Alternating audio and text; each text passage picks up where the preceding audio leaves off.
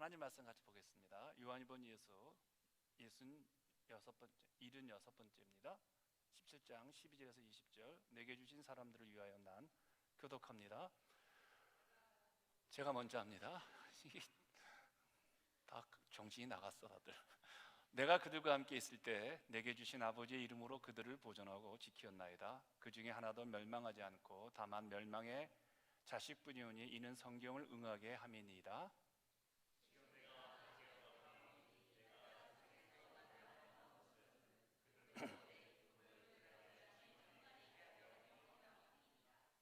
내가 아버지의 말씀을 그들에게 주었사오매 세상이 그들을 미워하였사오니 이는 내가 세상에 속하지 아니함 같이 그들도 세상에 속하지 아니함으로 인함이니이다.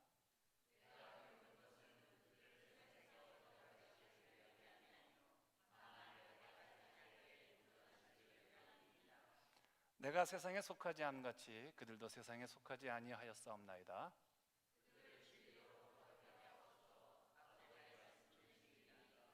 아버지께서 나를 세상에 보내신 것 같이 나도 그들을 세상에 보내었고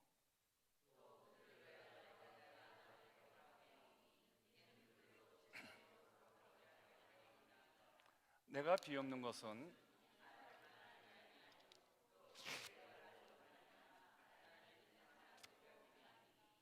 아멘. 앉으시길 바랍니다. 우리 김춘혜 집사님과 우리 최병일 권사님 우리 박수로 격려하십시다. 네. 자, 2000년 전 육신의 몸을 입고 이 땅에 오신 예수님께서는 이제 죽음을 목전에 둔 최후의 순간을 이제 맞이하십니다. 그런데 그분이 오늘 17장에서 이런 기도를 하십니다. 하나님께서 나에게 맡겨주신 사람들, 이를테면 1차적으로 제자들을 위해서 하나님께 간절히 기도를 드리고 있습니다. 그런데 주님은 압니다. 하나님이시기 때문에 십자가의 죽음이 얼마나 비참하고 얼마나 처절한 고통인지 우리 예수님은 이미 알고 계십니다. 얼마나 두려울까요? 모른다면 모릅니다. 아는 고통은 굉장히 감내하기가 어렵지요. 그런데 주님께서 그 두려움과 공포의 상황에서 기도를 하셨다고 오늘 본문을 말씀을 합니다. 그런데 그것도 자신을 위해서 기도하는 것이 아니라 제자들을 위해서 기도를 하십니다. 혹시 우리 가운데 걱정, 근심이 있는 분들이 좀 많지요. 대표적으로 멀리 갈 것도 없이 저랑 늘 같이 사는 제 아내는 온갖 세상에 걱정을 다 가지고 있습니다. 오늘도 마스크를 한 움큼 갖고 와가지고 나이 드신 분들이 나눠드리려고 남편한테는 주지도 않습니다. 걱정되는 일들이 많죠. 근데 여러분들이 그 걱정, 근심 속에서 어떤 일을 하십니까? 우리 다 알고 있죠. 기도해야 한다는 것을요. 여러분 그 일을 하시면 됩니다. 주님이 하셨던 것처럼 두려워하지 말고. 왜냐하면 주님의 그 모습을 재현하고 있는 사람들이 누구냐면 이게 성도들이기 때문에 그렇습니다. 주님께서 자신에게 주신 자들을 위해서 하신 일에 가장 먼저 가장 최후에 하셨던 일이 무엇이냐라는 것은 기도였습니다. 주님은 제자들을 선택하실 때도 기도로 선택하셨고요, 마지막 제자들을 남겨놓으시고 천국에 올라가실 때도 기도로 마무리를 하셨습니다. 자, 주님의 첫 번째 기도입니다. 17장에서 자신에게 주신 사람들이 하나됨을 누릴 수 있도록 기도합니다. 제자들의 일상생활을 위해서 기도했다는 겁니다. 11절을 보시면요, 나는 세상에 더 있지 아니하오나 그들은 세상에 있사옵고 나는 아버지께로 가옵나니 거룩하신 아버지여 내게 주신 아버지의 이름으로 그들을 보존하사 우리와 같이 그들도 하나가 되게 하옵소서. 교회가 하나가 되는 일이 얼마나 소중한 일이었으면 주님은 죽음을 앞에 두고 이 기도 제목을 첫 번째로 하셨느냐는 거예요. 여러분들은 교회 하나됨에 대한 소중함을 알고 계십니까? 죽음을 목전에 두고서 당신 자신을 위해서 기도하시는 분이 아니라 교회의 하나됨을 위해서 기도하신 주님, 여러분 꼭 명심하길 바랍니다. 교회의 하나됨을 파괴하는 것은 주님의 이 절박한 기도를 파괴하는 불신앙이라는 겁니다. 우리가 아무리 정당화가 옳다 하더라도 우리 신앙의 기준은 다른 사람과 하나됨을 유지하고 누리는 것입니다. 특별히 요즘 같은 상황 속에서는요, 말들이 참 많이 횡행하기 때문에 하나 되기가 참 어렵습니다. 교회 안에서도 마찬가지, 그죠? 그러나 신자들의 가장 큰 아름다운 덕목이 있다면요, 하나됨을 유지하는 겁니다. 내 스스로가 다른 성도와 함께의 관계를 하나됨을 유지하는 것이죠. 그래서 주님께서는 성부, 성자, 성령님이 하나이듯이 자기의 주어진 교회도 하나가 되게 해달라고 가장 먼저 기도를 하셨습니다. 보통 우리가 교회를 말할 때 여러분, 성경에 어떤 배를 하나 근거로 해서 교회를 이야기합니다. 그 배가 어떤 배냐면 노아 방주를 말하죠. 교회는 노아 방주다, 구원의 방주다, 이런 표현들을 많이 쓰시죠. 그런데 노아의 방주를 한번 여러분 잘 보시기 바랍니다. 성경에 들어가셨어요. 다른 배와는 다른 배의 특징이 있습니다. 이게 창문이에요. 보통 배에 창문은 어디에 있습니까? 옆구리에 달려 있거든요. 근데 노아 방주는 창문이 딱 하나밖에 없는데 그게 천장에 달려 있습니다. 그래서 방주 안에 들어가기만 하면요, 세상을 내다볼 수가 없습니다. 노아의 방주에 들어가면요, 세상과는 완전히 차단되어지죠. 그러니까 노아 방주는 세상의 공간과 차단이 되는 공간이었다는 겁니다. 그런데 이런 노아 방주에 단 하나의 창문이 있습니다. 천장에 달려있는 창문이죠. 하늘을 향해 창문이 뚫려져 있다는 것, 이게 굉장한 독특한 특징이 있습니다.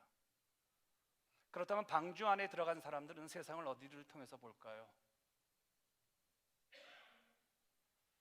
천장에 달려있는 창문을 통해서 세상을 바라보죠. 그런데 그 천장을 통해서 그들이 볼 수 있는 건 유일하게 무엇입니까? 하늘밖에 볼 수 없습니다. 누가 봐도 하늘을 봅니다. 노아가 봐도 하늘이요, 아들이 봐도 하늘이요, 며느리가 봐도 하늘이요. 그 노아 방주에 들어가 있는 사람들은 모두가 다 하늘 얘기밖에 할 게 없는 사람들이죠.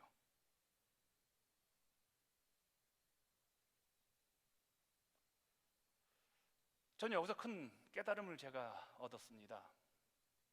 교회 하나됨은 옆에 창문이 아니라 천장의 창문을 통해서 하늘을 바라보는 우리의 시각, 우리의 시야, 우리의 눈에 달려 있다는 겁니다. 우리 교회에 들어오는 모든 사람들은 하나됨을 유지하기 위해서 하나의 시각을 가지고 있어야 합니다. 양목사의 시각이 아닙니다. 하나님을 바라보는 시각이겠죠. 양목사를 포함해 사람 보면 안 된다는 겁니다. 우리는 오직 하늘, 하나님만을 바라보는 그 눈을 가질 때 우리는 하나됨의 소중함을 일상에서 매일같이 교회 안에서 누릴 수가 있다는 것이죠. 만약에 옆에 창문을 통해서 우리가 볼 수만 있다면요, 내가 본 것을 가지고 이야기하잖아요. 나는 나무가 보이는데 저게 무궁화 나무다, 아니야 소나무야, 아니야 잣나무야. 어떤 분은 건물을 보고 저 집은 얼마짜리일까? 수많은 얘기가 난무할 겁니다. 교회 안에서요. 그렇죠? 건물만 본 사람들은 건물 이야기를 할 것이고요, 차를 본 사람들은 BMW를 이야기할 것이고요, 다른 목소리에 다른 생각에 수많은 이야기가 교회에 흘러 넘칠 것입니다. 그런데 하늘만 보면요, 우리는 다른 것을 이야기할 수 없겠죠. 굳이 이야기 안 되면 하늘에 있는 구름을 이야기하겠죠. 별을 이야기하겠죠. 그런데 하늘을 보게 되어지면 우리의 시각이, 우리의 시야가, 우리의 생각이 훨씬 더 땅의 것보다는 의미 있는 이야기를 하게 되겠죠.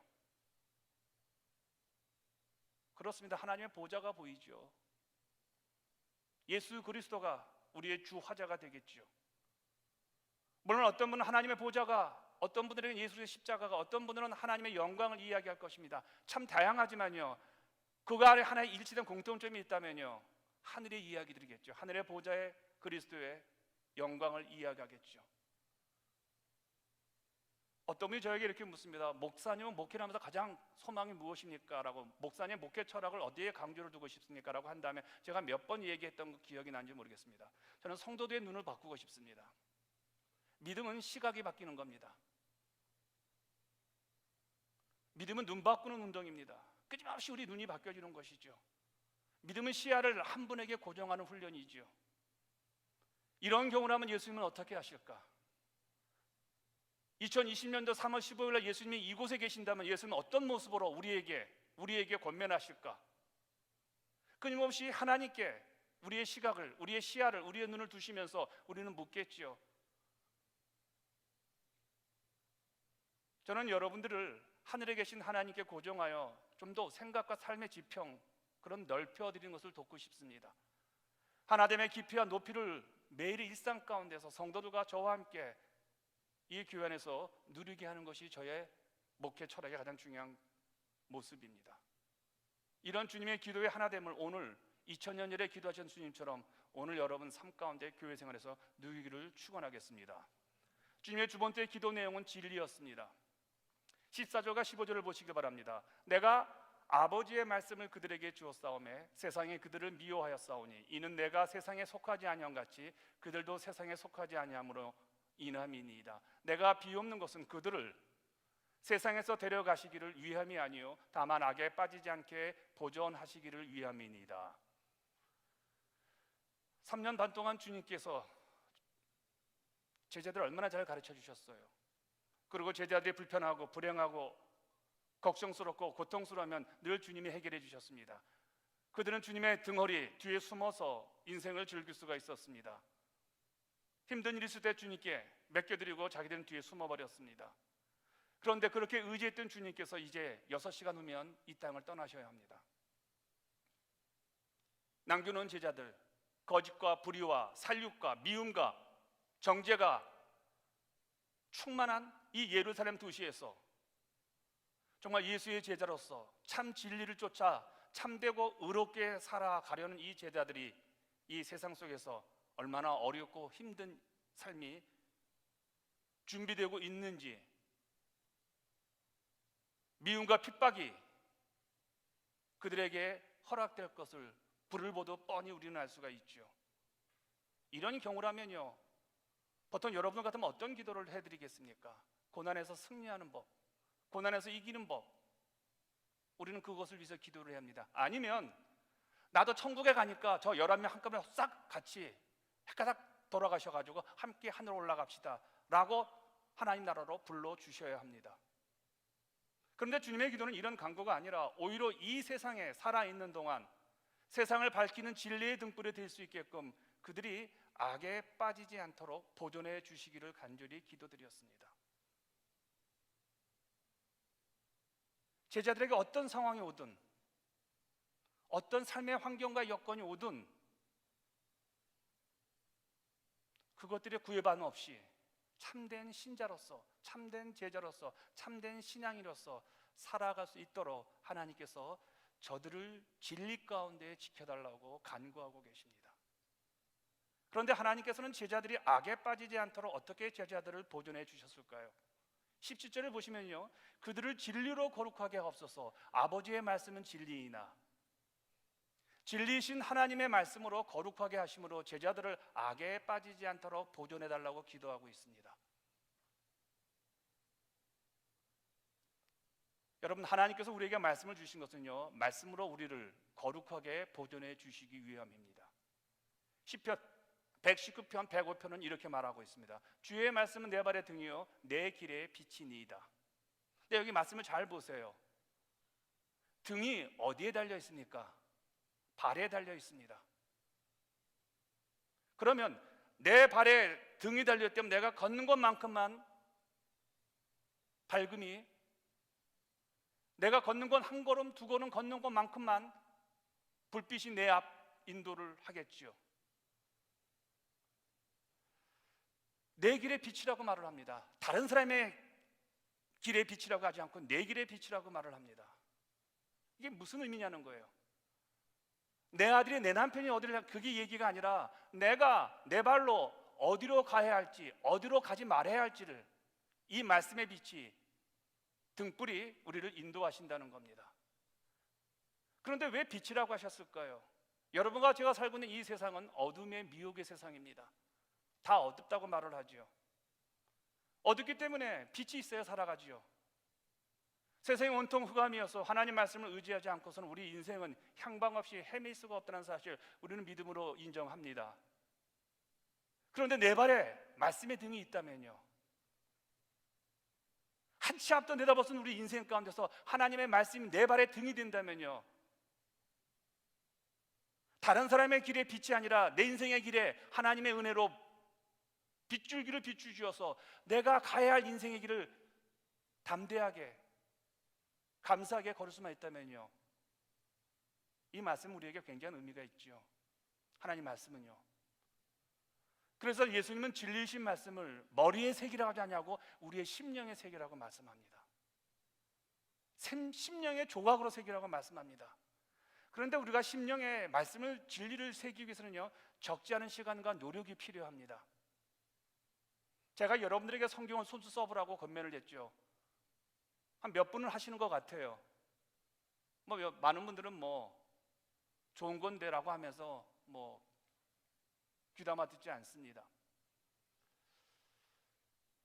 여러분들이 꼭꼭 눌러 쓴 성경 노트가 먼 훗날, 보통 한 권을 쓰려면 맥시멈은 5년이요 짧으면 3년 정도 걸립니다. 그렇게 쓴 성경을 여러분들이 자녀들에게 선물로 주었다면요, 그런 자녀들이 손으로 쓴 성경 노트를 보고 무슨 생각을 할까요?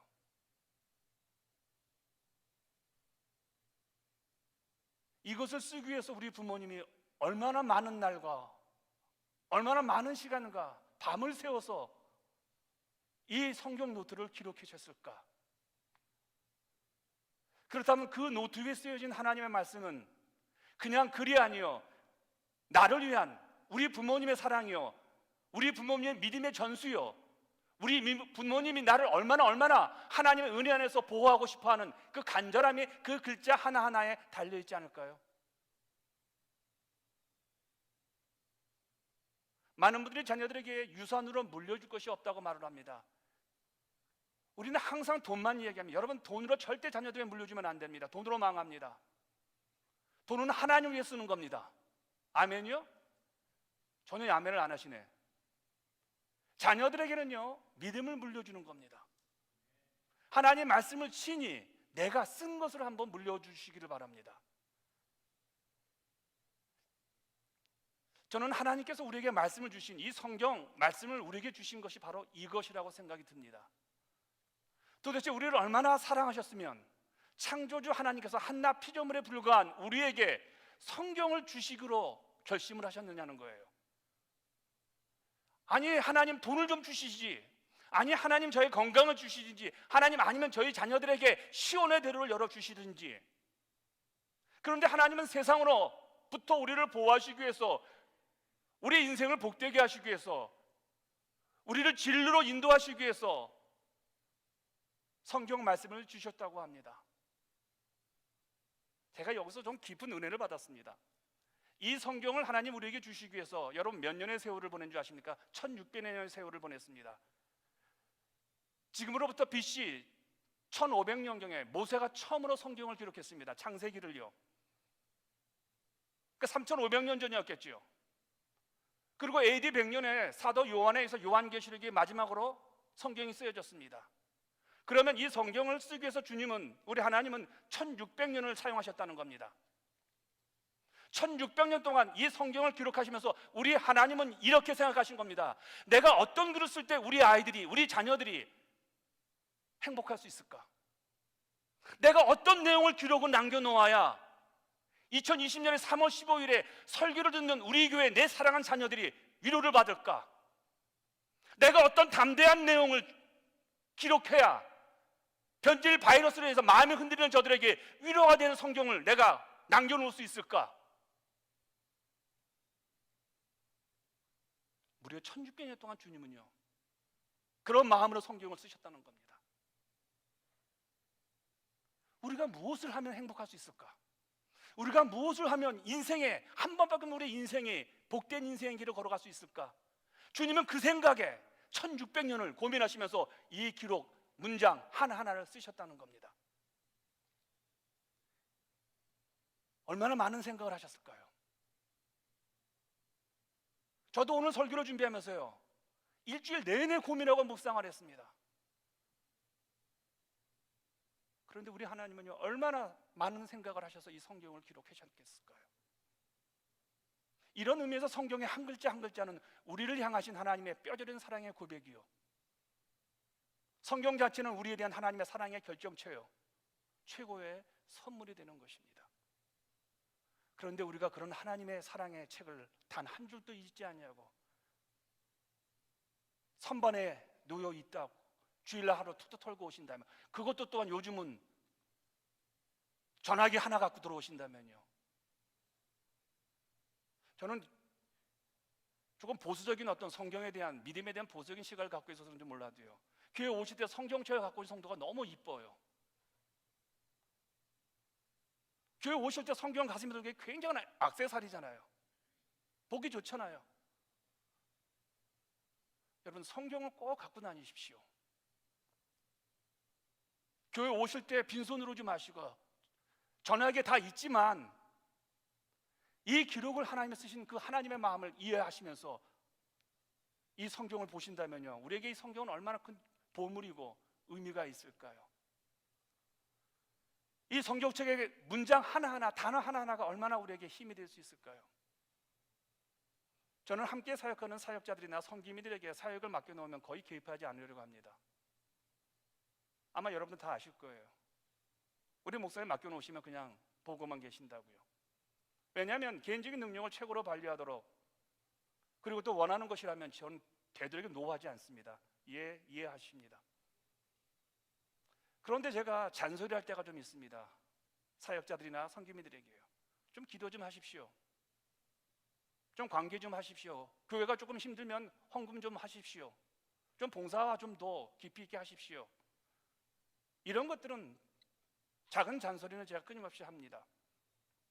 그래서 가끔 이런 질문을 받습니다.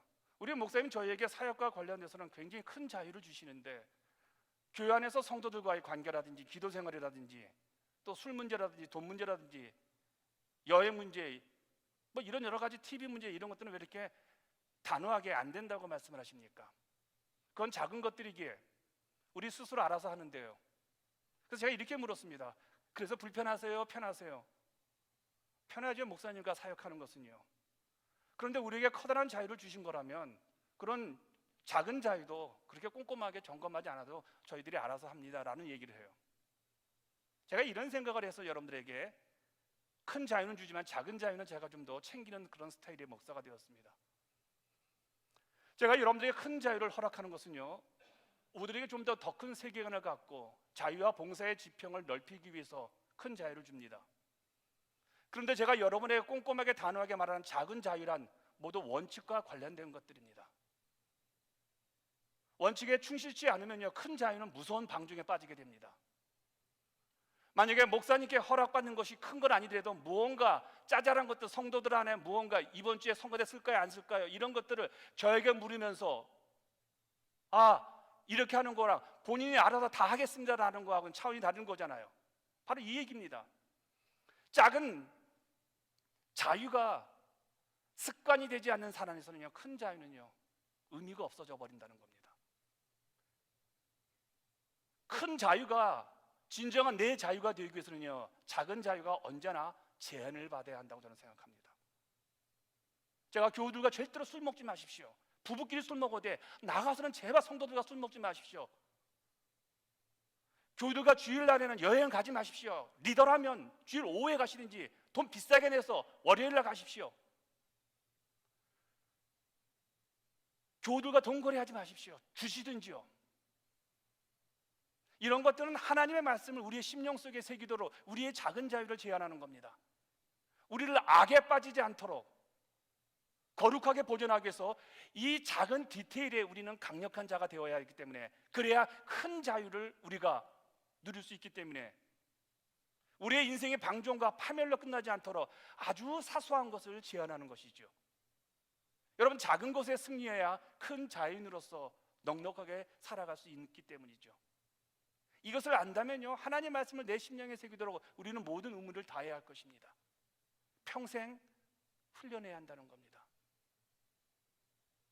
우리 김친애 집사님이 계시니까 한국의 해병대 얘기를 합니다. 여기는 방위라고 썼는데, 한국의 해병대의 특징은요, 훈련하고 또 훈련하고 그것도 모자라 진력이 나기까지 훈련을 반복한다고 합니다.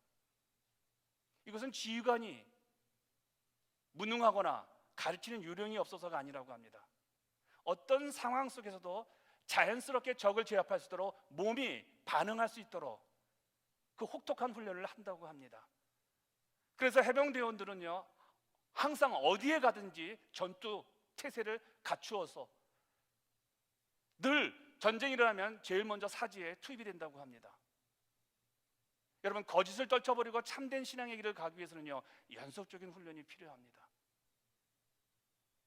큰 흠이 아닙니다. 우리가 왜 일주일에 한 번씩 주일 예배를 드려야 합니까? 왜 우리가 하루에 눈을 뜨면 기도부터 시작을 합니까?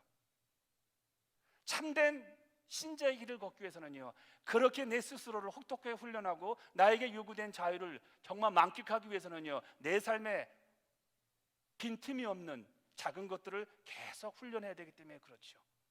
어떤 상황 속에서 주님을 인정하고 주님의 말씀을 따르는 훈련이 그냥 몸으로 배워서 그 현장에서 드러나야 하기 때문에 그렇습니다.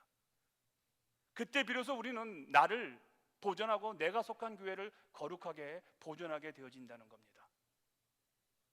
여러분들이 이렇게 훈련하셔서 몸이 영적인 감각을 알 수 있는 그런 귀한 진리의 사람이 되기를 축원하겠습니다. 주님의 세 번째 기도입니다. 20절이죠. 우리 함께 같이 읽겠습니다. 시작. 내가 비옵는 것은 이 사람들만 위함이 아니요 또 그들의 말로 말미암아 나를 믿는 사람들도 위함이니. 여기 이 사람들은 누굴까요? 예수님의 11 제자들입니다. 당신의 빈자리를 채울 11명입니다. 예수가 떠난 다음에 예수의 사역을 그대로 이어갈 제자들이 이 사람들입니다. 그런데 주님은 이 사람들만을 위해서 기도하지 않았다고 하죠. 저 맨 마지막에 한번 보시기 바랍니다. 여기 보시면요, 그들의 말로 말미암아 나를 믿는 사람들이라고 말을 합니다. 그들로 말미암아, 11 제자들로 말미암아 예수를 믿는 사람들을 위해서 기도를 하셨습니다. 도대체 누굴까요, 이 사람들은요? 11 제자를 통해서 교회가 세워졌습니다. 역사적 이 땅에 있는 모든 교회와 성도들을 의미하겠죠. 주님의 제자들의 전도로 교회에 들어온 모든 하나님의 백성들을 말하고 있습니다. 제자들을 통해서 계속 세워주는 교회의 역사 속에서 믿는 모든 신자들이죠. 이거를 구체적으로 말한다면 오늘 이 자리에 계신 여러분 한 사람 한 사람을 위해서 주님이 2000년 전에 기도하셨다는 겁니다. 믿으시기 바랍니다. 여기 계신 분들 가운데 오늘 본문 주님이 기도하는 이 순간에 근데 한 사람도 없었습니다. 저는 그때 없었습니다. 2000년 전에 저는요, 어디에 있는지 모르겠습니다. 근데 그런 그 자리에 없지, 그 자리에 존재하지 않은 저를 주님이 그 순간에 기도하셨다는 겁니다. 결국 주님의 기도대로 오늘 제가 주님의 제자가 되었고 목사가 되었고 우리 교회에 와서 설교를 하고 여러분과 함께 2020년 3월 15일 주일 예배를 드리고 있는 겁니다. 2000년 전 이 땅에 육신의 몸을 입고 오셨던 예수님께서 죽음을 목전에 둔 그 마지막 순간에 당신 자신을 위해서가 아니라 2020년 3월 15일 오늘 이 땅에서 그 11 제자를 대신해서 교회를 세우고 복음을 전하고 교회에 여러 가지를 헌신하는 우리 한 사람 한 사람을 위해서 이미 2000년 전에 우리 예수께서 기도하셨다는 겁니다. 할렐루야. 우리 한 사람 한 사람씩 기도했다는 거예요. 이게 얼마나 위로가 되고 감동이 되는지 모르겠어요. 보세요 여러분요, 오늘 예수 믿고 제 설교를 듣는 여러분들을 위해서 주님이 2020년 전 기도하셨기 때문에 여러분들 이 자리에 계신 것이잖아요. 여러분들이 이 교회를 선택하셨다고요. 아, 양 목사님 괜찮은 분이기 때문에, 이 교회가 좋은 교회이기 때문에, 예, 그것도 맞겠죠. 그러나 원인은 무엇입니까? 제가 이 교회에서 사역하고 여러분이 이 교회에 와서 봉사하시고 오늘 2020년 3월 10일 주일 2부 예배를 드리는 가장 근원적 원인은 우리는 어디에서 찾아야 될까요? 2020년 이날 주께서 십자가에서 달려 돌아가시기 전에 기도하셨다는 겁니다.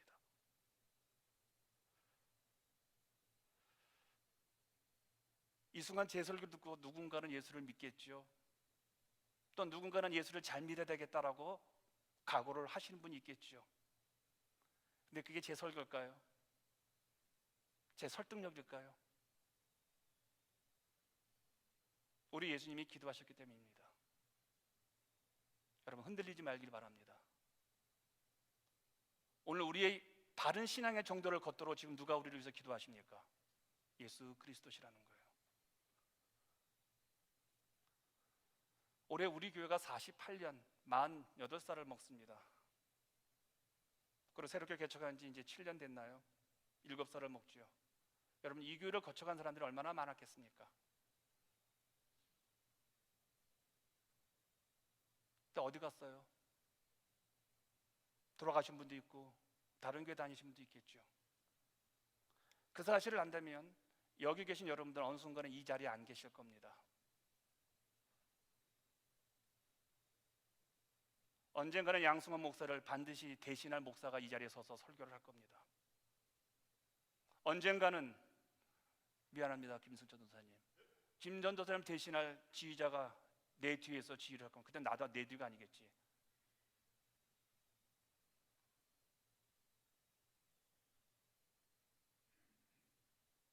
그날이 언제일까요? 내일일 수도 있고 모레일 수도 있고 10년일 수도 있겠죠. 그렇다면 여러분, 오늘 우리가 주어진 이 역사의 현존 앞에서, 시간 앞에서, 우리 교회 현장 앞에서 우리가 꼭 한 번쯤은 점검해야 될 내 신앙의 태도와 자세와 믿음의 분량을 한번 점검해 보시기 바랍니다. 오늘 우리 주님이 기도하셨던 것처럼 우리의 신앙은 내 뒤에 오실 그 사람까지 염두에 두고 교회를 섬기셔야 합니다. 어렵습니까? 제 설교가? 누군가가 이 자리에 설교할 때 우리 교회 영적 토양이 하나님의 말씀이라면 그것이 우리가 가슴이 아프고 귀가 아프다 할지라도 받아들일 영적 토양을 저는 만들어 놓아야 합니다. 누군가가 우리 교회 성가대 썼을 때 그 성가대 쓰기만 하면 두 눈에 눈물이 흐를 정도로 영적인 토양이 마련해야 돼야 합니다. 누군가가 이고은 자매가 반주하는 그 자리에 앉았을 때 내 선배 반주자가 눈물로 기도하고 찬송을 위해서 얼마나 많이 애쓰를 썼을까가 감동으로 오는 그 자리가 되어야 합니다. 지금 이 자리에 앉아 계신 여러분 자리 하나하나가 누군가가 앉았을 때 30년 전에 20년 전에 우리의 선배가 이 자리에서 어떻게 이 교회를 섬겼으며 어떻게 봉사했으며 어떻게 눈물로 기도했으며 어떻게 가지고 있는 재정을 재물을 물을 교회를 드려서 이 교회 조명과 이 교회 환경과 이 모든 것들을 그렇게 가지고 우리의 믿음의 지평이 확산이 되어야 됩니다. 2000년 전에 우리를 위해 기도했던 주님처럼요.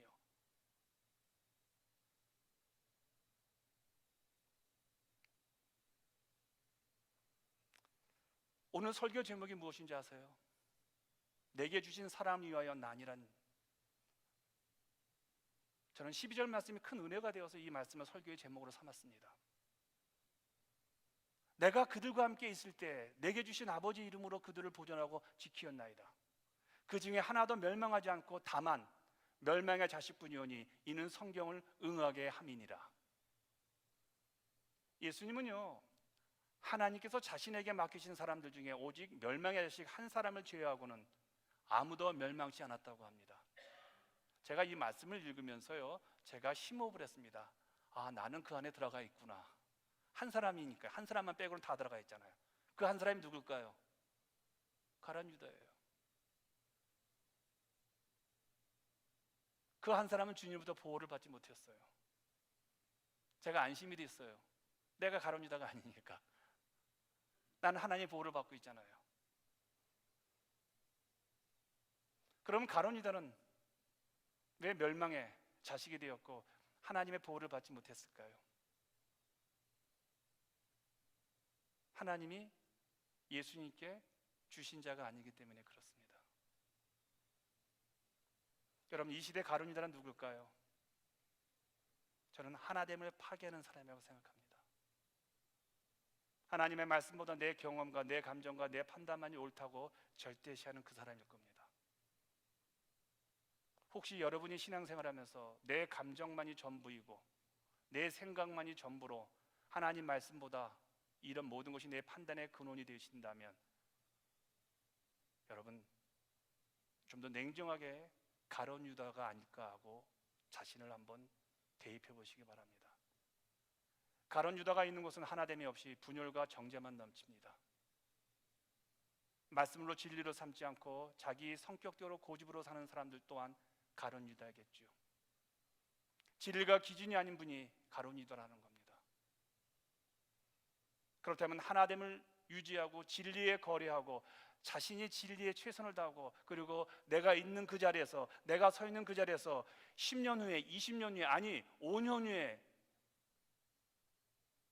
나와 함께 신앙할 사람들을 위해서 내가 최선의 봉사와 내가 최고의 헌신의 자리를 지키고 있는 분이라면요, 그분은 하나님께서 우리 예수님께 주신 분이시고 그분들은 저에게 주신 귀한 동역자들이겠죠. 그런 분들을 하나님께서 잃어버리지 않냐고 보호하신다고 합니다. 그래서 제가 개인적으로 이런 이야기를 종종 하지요. 옆에 있는 교회가 아무리 훌륭한 성도가 있다 하더라도, 헌신하는 성도가 있다 하더라도 저는 그 성도 부러워하지 않는다고 합니다. 내 성도가 아닌데요, 내게 주신 분이 아닌데요. 그러나 여기에서 저를 괴롭히고 힘들게 하고 쫀쫀하게 군다 할지라도 그분은 저에게 주신 하나님의 사람이기 때문에 저는 그분에게 최선을 다하는 겁니다. 가끔 어떤 분들이 그런 말을 해요. 우리 목사님 설교는 우리만 듣기에 너무 아까워. 우리 뭐 성경 보고 두세 명밖에 안 보는데도 저렇게 막 두세 시간 최선을 다하시는 거 보면 참 대단한 분야라고 합니다. 그래서 제가 그렇게 말을 합니다. 그분들에게 저는 우리 교회 한 사람만 있어도 저는 설교합니다. 그리고 이 지구상에 최고의 설교를 준비해서 그분께 드릴 겁니다. 왜냐하면 그분은 최고의 대접을 받을 만큼 저에게 하나님 주신 귀한 분이기 때문에요. 저는 여러분들께 귀합니다. 오늘 많은 분들은 안 오셨다 하더라도 이 위험과 어려움을 뚫고 오신 여러분들은 오늘 하나님이 저에게 주신 분들입니다. 설교를 듣도록 주신 분입니다. 그렇다면 여러분이요, 몇 명 안 모인다고 해서 제가 설교를, 몇 명 없다고 해서 제가 저질의 설교를 준비한다면요, 저는 하나님께 불순종하는 사람이겠죠.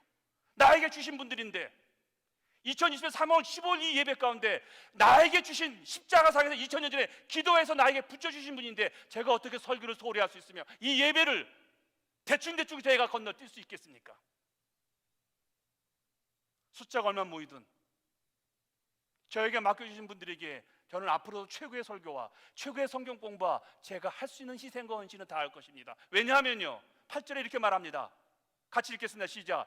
그들은 이것을 받고 내가 아버지께로부터 나온 줄을 참으로 아며 아버지께서 나를 보내주신도 믿어 싸움나이다.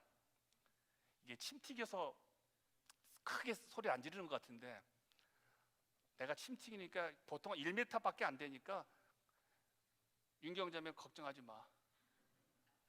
여기 2m도 안 나가. 내 침에 아무리 힘이 있어도. 그래서 오늘 설교를 준비해서 절대로 침 뱉지 말란다. 침 튀기지 말고 이렇게 천천히 하자고 마음을 먹었는데 오늘 말씀이 너무 좋죠. 너무 좋은 거예요. 내가 이 말씀이 내가 저러면서 야, 이걸 내가 할 수 있을까? 막 이 말씀이 좋은 거예요. 할렐루야. 저도 주님처럼 주님이 주신 말씀을 제가 먼저 받기를 소망합니다. 그래서 제가 퀴트를 하는 겁니다. 그래서 새벽기도 줄기줄기로 사는 겁니다. 하나님 말씀을 주십시오. 저에게 주신 성도들을 잘 양육해야 되는데 저분들이 얼마나 최고의 사람이고 하나님이 저에게 맡겨주신 양들을 제가 소홀히 할 수 없지 않습니까? 얼마나 기도하는지 몰라요. 말씀을 위해서요. 여러분들을 위해서요. 그리고 대치경은 똑같은 설교를 하지 않냐고 해서 무진자 많은 목사님들의 설교집을 보고 또 독서를 합니다. 어떤 때는요 타협을 하려고 합니다. 최소한 30시간 이상은 제가 설교를 준비하는데 어떤 시간은 뭐 하루에 그냥 다 끝날 때가 있어요. 그럼에도 불구하고 또 반복합니다. 이 본문을 가지고 이 목사님 어떻게 설교했을까? 내가 존경하는 로이드 존스 목사님 이 본문을 가지고 어떻게 해석했을까? 스펄전 목사님은 이 본문을 가지고 어떻게 풀어나갔을까? 하나님의 말씀을 받기 위해서입니다. 또한 그 받은 말씀을 여러분에게 전하고 싶어서입니다. 여러분들 가운데 많은 분들이 이것을 제 마음을 깨달았기 때문에 제 설교를 하나님이 주신 말씀으로 받고 있잖아요. 또한 저를 하나님이 여러분에 보내주시는 목사로 알고 신뢰하고 그 말씀을 듣고 있잖아요. 그렇다면 저도 앞으로 끊임없이 저에게 주신 여러분들을 위해서 정말 돌을 닦는 심정으로 하나님 말씀을 최고의 설교를 여러분에게 주는 것이죠. 왜냐하면 제 옆에 있으신 여러분들이 하나님의 보호를 받아야 되기 때문에요. 가룟 유다처럼 멸망의 자리에 가면 안 되잖아요. 한 사람의 소중함과 두세 사람이 모인 교회의 소중함을 저는 알고 있기 때문에 그렇습니다. 저에게 주신 사람이 얼마나 저에게 힘이 되는지 제가 알기 때문에 그렇습니다. 예전에 제가 설교한 예언합니다. 일본에 나가오라는 목사가 계십니다. 돌아가셨죠. 지금부터 수십 년 전이니까요. 나가오 목사는 그리스도인이 하나도 없는 가나사와 부근에서 개척교회를 시작했습니다. 한 달이 지났는데도 교인 한 명이 오지 않았습니다. 6개월, 1년이 지났는데도 마찬가지였습니다. 그런데 그는 단 한 번도 예배를 거르지 않았고 정말 신령과 진정으로 예배를 하나님께 올려드렸습니다. 그의 설교를 듣는 자는 언제나 그의 아내와 어린 자식뿐이었습니다. 만약에 우리 교회가 이런 상황이라면요, 여러분 어떻게 하시겠습니까? 이곳에 내가 있는 것은 하나님의 뜻이 아니다라고 단정하여 다른 교회로 옮기지 않겠습니까? 어떻게 이렇게 1년, 2년이 됐는데 한 영혼도 교회 오지 않습니까? 그러나 나가와 목사님은 이 교회를 포기하지 않고 무려 5년 동안 아무도 없는 교회를 지켰습니다. 이렇게 교회를 짓고 있는 5년이 지났을 때 교인 한 명이 들어왔습니다. 얼마나 기뻤을까 이 나가와 목사님이요. 근데 그것도 젊은 청년이었습니다. 그런데 그 청년이요, 각혈하는 폐결핵 환자였습니다. 집이 없었습니다. 그래서 목사님이 자기 집에서 함께 거주했습니다. 밥을 먹다가 피를 토합니다. 목사님과 사모님은 그 피를 다 치면서 다시 밥상을 채워가지고 그 청년에게 다시 드렸습니다. 당신은 폐결핵은 저주받은 무서운 병으로 거의 다 죽었습니다.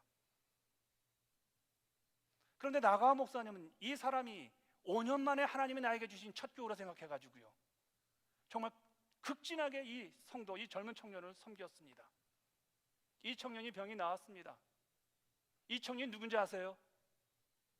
일본 빈민선교의 아버지의 대가인, 제가 한번 설교했을 겁니다. 글을 썼어요. 가가와 도요히코 목사님이십니다. 이 가가와 도요히코 목사님은요, 대단하신 분입니다. 빈민선교로 들어가셔가지고요, 여러분 빈민들이니까 얼마나 지저분합니까? 그 중에서 가장 유명한 이어가 있습니다. 성도 가운데 대변이 안 나오는 그 성도에 얼굴을 그 대변에다 대고 혀로 핥아가지고 그것을 빼앗던 예화가 있습니다. 근데 그분이 이렇게 말합니다. 아니 어떻게 그렇게 목회를 하시고 어떻게 그렇게 하십니까? 라고 할 때 그분이 이렇게 말하십니다. 저의 붙여진 목사님 한 분이, 하나님이 저에게 보내신 목사님 한 분 계십니다. 나가와 목사님이셨습니다. 물론 극단적인 예입니다. 이런 목사 많지 않습니다, 여러분요. 근데 제가 여기서 받은 교훈입니다. 얼핏 보면 5년 동안 단 한 명의 교인밖에 얻지 못한 나가와 목사님은 실패한 목사였죠. 주변에서 보면요, 그렇게 생각하지 않습니까? 아, 저게 6년 전, 5년 됐는데 어떻게 성도 한 명도 안 늘어? 근데 사실은 어떠했습니까? 나가와 목사가 없었던들 지금 수많은 일본 빈민 선교, 빈민들이 구원받은 역사는 불가능했을 겁니다. 나가와 목사가 5년 동안 한 명의 교인도 없는 교회를 지킬 수 있었던 것은요, 이 교회가 하나님이 자신에게 준 공동체라고 생각했기 때문이겠죠. 그래서 병든 청년 한 사람을 하나님이 주셨다고 믿어서 그가 밥을 먹을 때, 피를 토해 밥상을 덮어버릴 때도, 그가 온도가 몇십 도 올라갈 때 그를 등에 들쳐업고 이모저치로 달려갔던 것도 하나님이 자신에게 주신 사랑으로, 그 사람으로 믿었기 때문에 그에게 최선을 다한 것이겠죠. 사랑하는 여러분, 여러분 오늘 이 자리에 오신 여러분 한 분 한 분 저에게 너무 소중하고 대단한 분이십니다. 누가 감히 이 환경에서 교회에 올 수 있을까요? 그 밑바닥에는 무엇이 있습니까? 이 교회가 하나님 우리에게 허락하신 교회라는 것과 이 예배가 2020년 3월 15일 주일 예배가 하나님 나에게 맡겨주신, 그리고 은혜 받으라는 이 공동체 예배라는 확신이 있기 때문에, 그렇다면 여러분, 이곳에 계신 여러분들은요, 비록 하찮고 별 볼 일 없고 세상 사람들에게 인정을 받지 못한다 할지라도 하나님께서는 당신을 우리에게 붙여주었다면, 당신들이 나에게 허락하신 귀한 양이라면, 양 목사가 여러분의 허락하신 종이라면 하나님 우리를 통해서 위대한 역사를 이루실 것을 믿으시길 바랍니다. 이제 설교를 마무리하겠습니다. 한 2시간 더 남았는데, 제가 가끔은요 아무 순서 없이 주일날 한 3시간만 설교했으면 좋겠어요. 찬송도 안 부르고 그냥 설교만 계속이요. 성경 66권으로 갔다가 하는 설교 시간이요. 근데 여러분들이 그러면 우리 교회 안 올 것 같아서 제가 늘 요즘은 40분으로 줄입니다. 한 어린애 시를 이야기하면서 오늘 설교를 마무리하려고 합니다. 어린아이가 이런 글을 썼습니다. 체육 시간에 걸려 넘어져 상처를 얼룩진 내 무릎, 저녁에 퇴근하신 아빠는 내 다리를 쑥 보시곤 클 땐 다 그런 거야. 그런데 그날 밤 잠든 내 무릎에 우리 아빠는 호 몇 번이나 입김을 불러주신다. 그러면서 이렇게 말씀하신다. 에이 녀석, 조심하지 않고선. 그러면서 혀를 차신다. 우리 아빠. 우리 인생에 상처가 났을 때, 우리 인생의 삶이 어려울 때, 고난받을 때, 힘들 때, 지칠 때, 아무도 나를 몰라주는 그런 어려움이 있을 때, 여러분 그 상처 위에 호하고 당신의 입김을 불어주시는 하나님 아버지를 여러분 경험하고 싶습니까? 죄로 넘어졌을 때, 인간 관계로 넘어졌을 때 자꾸만 혀를 차시는 우리 하나님, 그렇게 사는 거야 아들아 딸아. 그거 이기면 너 큰 은혜가 있을 거야. 이런 하나님 여러분 믿고 있습니까? 어떤 어린아이 노래입니다. 나는 조금밖에 안 예뻐도 우리 아빤 내가 제일 예쁘다고 하네요. 나는 조금밖에 잘한 것이 없어도 우리 아빠는 세상에서 내가 제일 잘한대요. 그래서 나도 이 세상에서 우리 아빠가 제일 좋아요. 내게 잘한 것이 아무것도 없어도, 내 인생이 비록 하찮고 보잘것 없다 해도 내가 본 너는 최고야.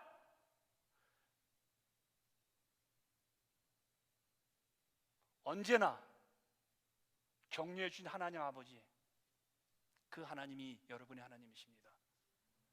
그분이 여러분의 가족을 주셨습니다. 그분이 우리 사랑하는 김순철 전도사님을 저의 동역자로 주신 거예요. 그렇다면 저는 김순철 전도사님을 저는 늘 존경하고 그를 격려하면서 그가 원하는 일을 저는 나름대로 제가 맞춰줘야 되겠죠. 또한 김순철 전도사님도 우리의 목사님과 함께 동역하는 내 인생의 최고의 축복을 생각하시면서, 왜요? 내가 잘나서도 아니요, 우리 관계가 좋아서도 아니라 하나님이 허락하신 교회 가운데 탑 리더로서 우리 양 목사님을 세워주었다면 나는 저분과 함께 같은 길을 걸어가면서 하나님 교회를 세운다는 그 믿음의 고백이 늘 나오지 않을까요? 여러분 어떠세요? 저도 여러분이 제일 이쁩니다. 여러분이 가슴 아파서 아플 때는 저는요 새벽마다 제가 호합니다. 하나님 우리 자매 하나님 힘들어합니다. 아픕니다. 가정에 문제가 생겼습니다. 하나님 우리 형제, 우리 집사님, 우리 목사님들 하나님 새벽마다 아픕니다. 하나님 도와주세요. 호해주세요. 사랑하는 여러분, 우리 아버지께서 택하시고 주님께 허락하신 자는 세상 어느 세력도 그를 주님의 은혜와 사랑으로부터 뺏을 세력이 없음을 믿으시길 바랍니다. 그리고 여러분 통해서 하나님은 이 시대를 바꿀 것입니다. 교회를 바꿀 것이고 이 버지니아를 바꿀 것이고, 그 세월이 언제인지 모르지만 하나님이 한 번만 우리에게 기회를 주신다면요, 그 열매는 30배요 60배요 100배요. 그 열매를 향해서 오늘 우리 함께 걸어가시고, 함께 우리 뒤에 오실 우리의 누군지는 모르지만, 어떤 목사가 올지 모르지만, 어떤 지휘자가 올지 모르지만, 어떤 반주자가 올지 모르지만, 어떤 권사님이 올지 모르지만, 어떤 집사님이 올지 모르지만, 우리 그들을 위해서 눈물 더 흘리시고, 그들을 위해서 이 교회에 더 헌금하시고, 그들을 위해서 더 마음을 모아서 누구나 와도 하나님이 허락하신 사람으로서 이 교회를 또한 물려주는 그 거룩한 그 열정에 동참하는 우리 사랑하는 성도들 되시기를 진심으로 축원드립니다. 같이 기도합니다.